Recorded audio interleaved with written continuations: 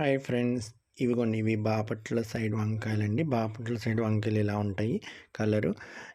వీటితో పెరుగు కూర చాలా టేస్టీగా ఉంటుంది. ఈ పెరుగు కూరని తయారు చేసే విధానం ఇలా అనమాట.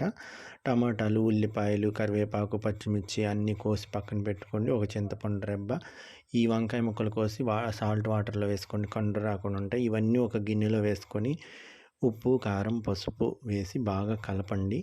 పెరుగు కూడా వేసి కలిపేసేయాలి. చూడండి, ఇలా కలిపేసేయాలన్నమాట. చిన్న చింతపండు రెబ్బ కూడా వేయండి. ఇవన్నీ ఒక గిన్నెలో వేసి బాగా కలపండి. స్టవ్ మీద గిన్నె పెట్టి దాంట్లో కొంచెం ఆయిల్ వేసి ఆవాలు, జీలకర్ర, ఒక ఎండుమిర్చి, పచ్చిమిర్చి, మళ్ళీ ఆనియన్స్ వేసి కొంచెం వేగనిచ్చి ఈ కలుపుకున్న ముక్కల్ని మళ్ళీ పోపు వేసిన దాంట్లో వేసేసి కలపండి. కొంచెం వాటర్ పోసుకోవచ్చు, అసలు వాటర్ ఫామ్ అవుతుంది పెరుగులో. ఆ వాటర్ పోసేయండి. పెరుగు చాలకపోతే వేసుకోండి. వంకాయ కూర చాలా టేస్టీగా ఉంటుంది ఫ్రెండ్స్.